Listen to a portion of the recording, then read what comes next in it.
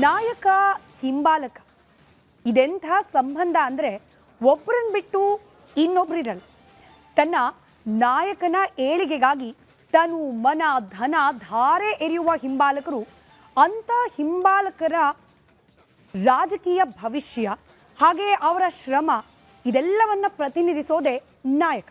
ಆದರೆ ಇಂಥ ಬಂಧದಲ್ಲೂ ಬಿರುಕು ಬಿಟ್ಟು ಕಂದಕ ಏರ್ಪಟ್ಟು ದೂರವಾಗುವ ರಾಜಕೀಯವನ್ನು ಈಗ ನಡೀತಿರೋ ಒಂದು ದೃಷ್ಟಾಂತದೊಂದಿಗೆ ನೋಡೋಣ ಎಳೆಯಾಗಿ.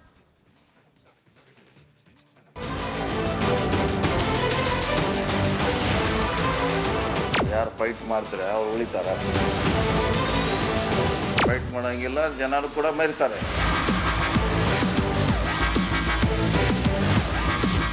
Survival of the fittest. ಇದು ರಾಜಕಾರಣದಲ್ಲಿ ಪದೇ ಪದೇ ರಾಜಕಾರಣಿಗಳು ತಮಗೆ ತಾವೇ ಹೇಳಿಕೊಳ್ಳೋ ಮಾತು. ಯಾಕೆಂದ್ರೆ ರಾಜಕೀಯವಾಗಿ ಗಟ್ಟಿ ಸ್ಥಾನಮಾನದಲ್ಲಿ ಇರದೆ ಹೋದ್ರೆ ಅವರ ರಾಜಕೀಯ ಅಸ್ತಿತ್ವವೇ ಪ್ರಶ್ನಾರ್ಹವಾಗಿ ಬಿಡುತ್ತೆ. ಈಗ ಯಾಕೆ ಈ ವಿಷಯ ಅಂದ್ರೆ ಸತೀಶ್ ಜಾರಕಿಹೊಳಿ ಆಡಿರುವ ಈ ಮಾತು. ಸೈಡ್ ಲೈನ್ ಎಲ್ಲ ಪಕ್ಷದಲ್ಲಿ ಇರೋದೇ ಇದು. ಒಬ್ಬನಿಂದ ಹಾಕಿದೆ ರಾಜಕಾರಣಿ ಮುಂದೆ ಮಾಡೋದು ಆ ಥರದ ಸಿದ್ಧಾಂತ ಅದು. ನಾವು ಕೂಡ ಅಟ್ಟೆ ಸ್ಪೀಡ್ ಓಡಬೇಕು ಅಂದರೆ ನಮ್ಗೆ ಸಿಗುತ್ತೆ. ಟ್ರೈನ್ ಓಡಾಡ್ತಾರೆ ಹಾಗೆಲ್ಲ ಓಡಾಡ್ಬೇಕಿದು. ಇಲ್ಲೇ ಮನೆಯಲ್ಲಿ ಕೂತ್ರೆ ಹೋಗ್ತಾರೆ ಗಾಡಿ ಹತ್ತಿ, ನಾವು ಓಡಾಗಿ ಹತ್ತಬೇಕು. ಹಂಗೆ ಇದು. ನೀವು ನಾನು ಭಾಳ ಲೀಡರು ನಾನು ಅಂದ್ರೆ ರಾಜಕೀಯ ಕೇಳೋಲ್ಲ, ಹಂಗೆ ಬದಲಾವಣೆ ಆಗ್ತಾ ಹೋಗ್ತಿರ್ತೈತಿ. ಸೊ ನಾವು 20 ವರ್ಷದಲ್ಲಿ ನೋಡೋಂಥ ಲೀಡ್ರ್ ಇವತ್ತು ಯಾರೂ ಇಲ್ಲ. ಅವ್ರು ಓಡೋಗಿ ಇನ್ನೂ ಇರ್ತಾರೆ, ಇಲ್ಲಂದ್ರೆ ಇಲ್ಲಲ್ಲ. ಹಂಗಿದ್ದು ರಾಜಕಾರಣಿ ಅಂದರೆ ಈಗ ನಾ ಲೀಡ್ರ್ ಆಗಬೇಕು, ನಾನೇ ಲೀಡ್ರ್ ಆಗಬೇಕು ಅನ್ನೋದು ಎಲ್ಲರಿಗೂ ಛಲ ಇದ್ದೇ ಇರ್ತೈತಿ. ನೀವು ಓಡೋಗಿ ಹತ್ತಬೇಕು ಗಾಡಿ. ಕಡೆಗೆ ಟ್ರೈನ್ ಇಲ್ಲಿ ಇಲ್ಲದ್ರೆ ತುಮಕೂರು ಗಾಡಿ ತೊಗೊಂಡು ಹೋಗ್ಬೇಕು. ನಾವು ತುಮಕೂರು ಅರಸೀಕೆರೆಗೆ ಹೋಗ್ಬೇಕು, ಅಲ್ಲಾರು ಹಿಡಿಬೇಕಿಲ್ಲ, ದಾವಣಗೆರೆಗೆ ಹೋಗ್ಬೇಕು, ಒಟ್ಟು ಹತ್ತಿ ಬೆಳಗ್ಗೆ ಇಳಿಬೇಕು. ಅದಕ್ಕೆ ಹಂಗೆ ರಾಜಕಾರಣಿ ಇದು. ಸೊ ನಾವೆಷ್ಟು ಪ್ರಯತ್ನ ಮಾಡ್ತೀವಿ ಅಷ್ಟು ಪಕ್ಷ ಜನ ನಮ್ಮ ಕಡೆ ಬರ್ತಾರೆ. ಇಲ್ಲ ನಾನು ಹಂಗೆ ಅಂದರೆ ಬರೋಲ್ಲ ಯಾರು. ಇದು ರಾಜಕೀಯ ವ್ಯವಸ್ಥೆ. ಇದು BJPಯಲ್ಲೂ ಸೇಮ್ ಇದೆ, JDSನಲ್ಲೂ ಸೇಮ್ ಇದೆ, ನಮ್ಮಲ್ಲೂ ಸೇಮ್ ಇದೆ. ಓಡಬೇಕು ಅವ್ರಿಗೆ ಕೇಳಿ ಓಡಬೇಕಂತ ನೀವು ಹೇಳ್ಬೇಕಲ್ಲ. ಎಲ್ಲ ನಾವು ಹೇಳ್ತೀವಿ ಓಡಬೇಕಂತ. ಈ ಮಾತು ಯಾಕೆ ಬಂತಂದ್ರೆ ಸಿದ್ದರಾಮಯ್ಯನವರು ಮುಖ್ಯಮಂತ್ರಿ ಪಟ್ಟದಿಂದ ಕೆಳಗಿಳಿದ ನಂತರ ಅವರನ್ನ ಸೈಡ್ ಲೈನ್ ಮಾಡಲಾಗ್ತಿದ್ಯಾ ಎಂಬ ಚರ್ಚೆ ಇದೆಯಲ್ಲ, ಅದಕ್ಕೆ ಪೂರಕವಾದ ಒಂದು ಘಟನೆ ನಡೆದಿತ್ತು.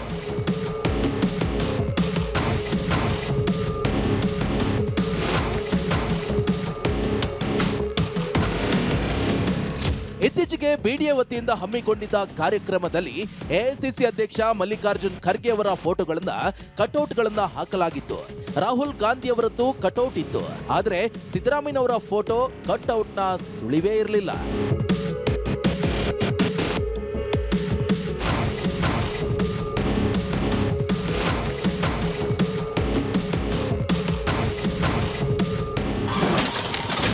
ಸೈಡ್ ಲೈನ್ ಮಾಡೋದೇ ರಾಜಕೀಯ ಸಿದ್ಧಾಂತ.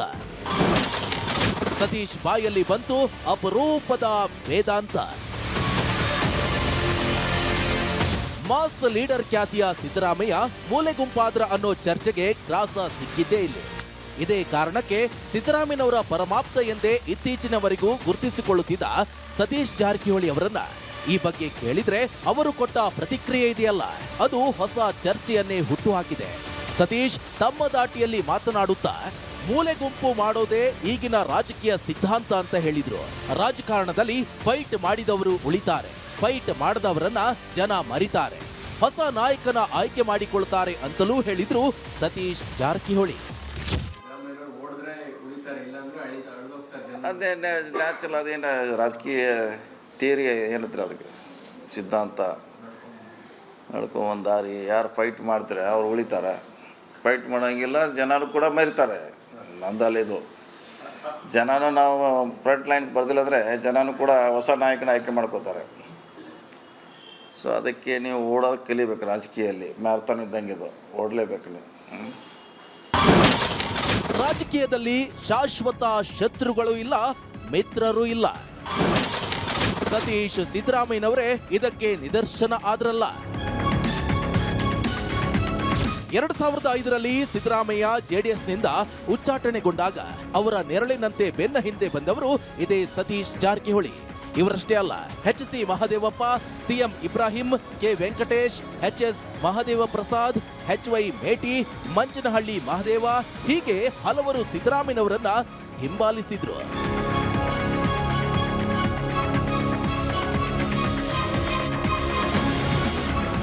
ಈ ನಾಯಕನ ಹಿಂದೆ ಹಿಂಬಾಲಕರಾಗಿ ಬಂದಾಗ ಮೊದಲು ಒಂದು ಪ್ರಾದೇಶಿಕ ಪಕ್ಷ ಕಟ್ಟಿದ್ರು. ಅದುವೇ ABPJD, ಅಂದ್ರೆ ಅಖಿಲ ಭಾರತೀಯ ಪ್ರಗತಿಪರ ಜನತಾದಳ. ಈ ಪಕ್ಷ ಕಟ್ಟಲು ಸಂಪನ್ಮೂಲ ಒದಗಿಸಿದ್ದು ಅವತ್ತು ಸಿದ್ದರಾಮಯ್ಯನವರ ಹಿಂಬಾಲಕರಾಗಿ ಬಂದ ಇದೇ ಸತೀಶ್ ಜಾರಕಿಹೊಳಿ. ಇದಿಷ್ಟೇ ಅಲ್ಲ, 1999ರ ವಿಧಾನಸಭಾ ಚುನಾವಣೆಯಲ್ಲಿ ಸೋತಿದ್ದ ಸಿದ್ದರಾಮಯ್ಯನವರಿಗೆ ತಮ್ಮ ಮನೆಯನ್ನೇ ಬಿಟ್ಟುಕೊಟ್ಟಿದ್ರು ಸತೀಶ್ ಜಾರಕಿಹೊಳಿ. ಇವರ ಜೊತೆ HC Mahadevappa, CM Ibrahim, K Venkatesh, HS Mahadeva Prasad, HY Meti, Manchanahalli Mahadeva ಅವರಲ್ಲಿ ಕೆಲವರು ತನುವಿನ ಶ್ರಮವನ್ನ, ಇನ್ನೂ ಕೆಲವರು ಮನದ ನಿಷ್ಠೆಯನ್ನ, ಹಾಗೂ ಸತೀಶ್ ಜಾರಕಿಹೊಳಿಯಂತೆ ಮತ್ತೂ ಕೆಲವರು ಧನ ಅಂದ್ರೆ ಸಂಪನ್ಮೂಲವನ್ನು ತಾರೆ ಎರೆದ್ರು.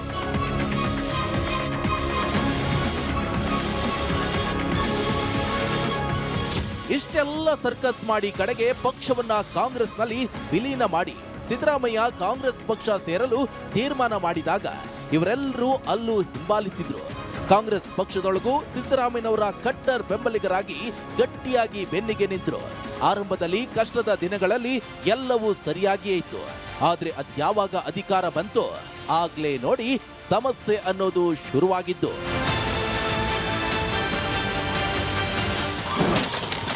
ಅವರು ನಾಯಕರು, ಇವರೆಲ್ಲರೂ ಹಿಂಬಾಲಕರು.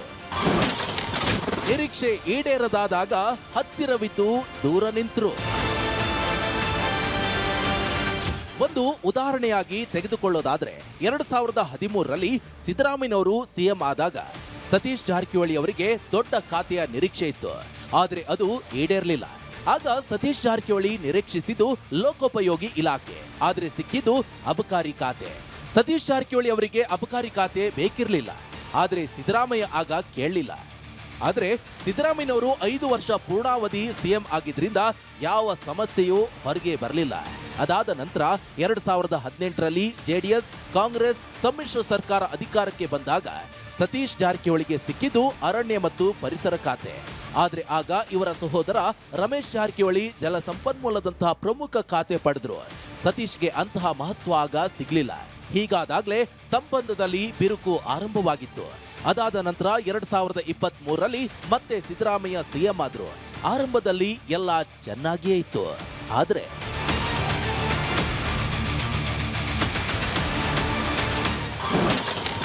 ಅವರಿಗೆ ಮುಗಿಸಲಾಗಲಿಲ್ಲ CM ಪೂರ್ಣಾವಧಿ. ಇವರಿಗೆ ಸಿಗಲಿಲ್ಲ ಅಹಿಂದ ಉತ್ತರಾಧಿಕಾರಿ ಗಾದಿ. ಆದ್ರೆ ಈ ಬಾರಿ ಸಿದ್ದರಾಮಯ್ಯನವರಿಗೆ 5 ವರ್ಷ ಪೂರ್ಣಾವಧಿ CM ಆಗ್ಬೇಕು ಅನ್ನೋ ಹಠವಿದ್ರೆ, ಇತ್ತ ಸತೀಶ್ ಜಾರಕಿಹೊಳಿ ಅವರಿಗೆ ಸಿದ್ದರಾಮಯ್ಯನವರ ಮೂಲಕವೇ ಅಹಿಂದ ಉತ್ತರಾಧಿಕಾರಿ ಆಗಬೇಕೆಂಬ ಇರಾದೆ ಇತ್ತು. ಜೊತೆಗೆ ರಾಜಕೀಯವಾಗಿ ಉಪಮುಖ್ಯಮಂತ್ರಿ ಆಗಬೇಕು ಹಾಗೂ KPCC ಅಧ್ಯಕ್ಷ ಸ್ಥಾನ ಆಗಬೇಕು ಎಂಬ ಗುರಿ ಇತ್ತು. ಆದ್ರೆ ಇಬ್ಬರು ಹಳೆಯ ಬಂಧ ಮರೆತು ತಮ್ಮ ಗುರಿ ಈಡೇರಿಸಿಕೊಳ್ಳಲು ತಮ್ಮದೇ ಹಾದಿ ಹಿಡಿದ್ರು, ಹಠಕ್ಕೆ ಬಿದ್ರು. ಪರಿಣಾಮ ಸಿದ್ದರಾಮಯ್ಯನವರ ಜೊತೆ ನಿಂತ್ರೆ ತನ್ನ ಹಠ ಸಾಧಿಸಲಾಗದು ಅಂತ ಅರಿತ ಸತೀಶ್ ಜಾರಕಿಹೊಳಿ ದೂರ ಸರಿದ್ರು.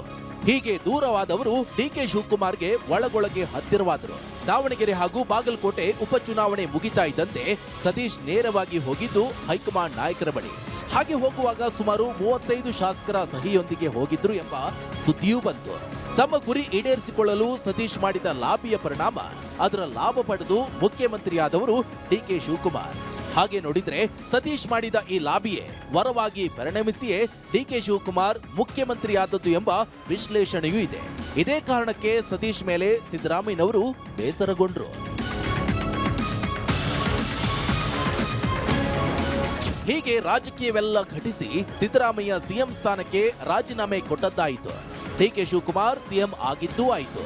ಆದರೆ ಸತೀಶ್ ಜಾರಕಿಹೊಳಿ ಮಾತ್ರ KPCC ಅಧ್ಯಕ್ಷ ಸ್ಥಾನದ ಜೊತೆ DCM ಅಥವಾ ಮಂತ್ರಿ ಎರಡೂ ಸ್ಥಾನ ಹೊಂದಬೇಕು ಎಂಬ ಆಸೆ ಈಡೇರಲಿಲ್ಲ. KPCC ಅಧ್ಯಕ್ಷ ಪಟ್ಟ ಕೈ ತಪ್ಪಿತು, DCM ಸಿಗಲಿಲ್ಲ. ಮಂತ್ರಿ ಸ್ಥಾನಕ್ಕೆ ತೃಪ್ತಿ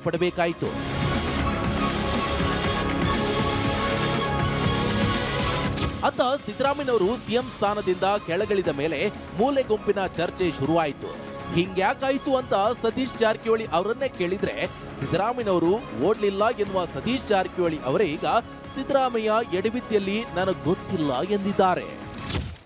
ನೀವು ಸಿದ್ದರಾಮಯ್ಯ ಜೊತೆ ಬಹಳ ವರ್ಷಗಳಿಂದ ಇದ್ದೀರಾ ಸರ್. ಹೌದು. ಸಿದ್ದರಾಮಯ್ಯನವ್ರು ಎಡವಿದ್ದೆಲ್ಲಿ ಸರ್?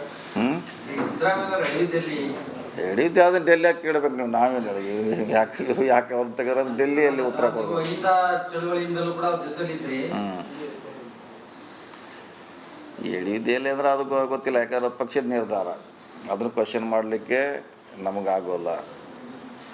ನಾವು ಮೊದಲಾರು ಹೇಳಿದ್ದೀವಿ, ಹೈಕಮಾಂಡ್ ಮಾಡಿದ ನಿರ್ಧಾರ ಎಲ್ಲರೂ ಒಪ್ಪಬೇಕಂತ ಹೇಳಿದ್ವಿ. ಅದು ಮುಖ್ಯಮಂತ್ರಿ ಇದಿರ್ಬೋದು ಅಥವಾ ಮಂತ್ರಿಮಂಡಲ ಇರ್ಬೋದು, ಅವ್ರು ಹೇಳಿದ್ದೇ ಅಂತಿಮ ಅಂತ ಹೇಳಿದ್ವಿ. ಈಗೂ ಕೂಡ ಅದೇ ಅಂತಿಮ. ಯಾರು ಎಡಬಿದ್ರು ಅನ್ನೋದು ಅವರವರಿಗೆ ತಿಳಿದಿರುವ ಸತ್ಯ. ರಾಜಕಾರಣದಲ್ಲಿ ಹೊರನೋಟಕ್ಕೆ ಕಾಣುವುದಷ್ಟೇ ಸತ್ಯವಲ್ಲ, ಇಲ್ಲಿನ ಒಳನೋಟ ಅಗಾಧವಾದುದು. ಹಾಗೆ ನೋಡಿದ್ರೆ ಈಗ ನಾವು ಸಾಂದರ್ಭಿಕವಾದ ಉದಾಹರಣೆ ಸಹಿತ ವಿವರಿಸಿದ್ರು ಇದು ಕೇವಲ ಸಿದ್ದರಾಮಯ್ಯ ಹಾಗೂ ಅವರ ಬೆಂಬಲಿಗರಿಗಷ್ಟೇ ಸೀಮಿತ ಅಲ್ಲ.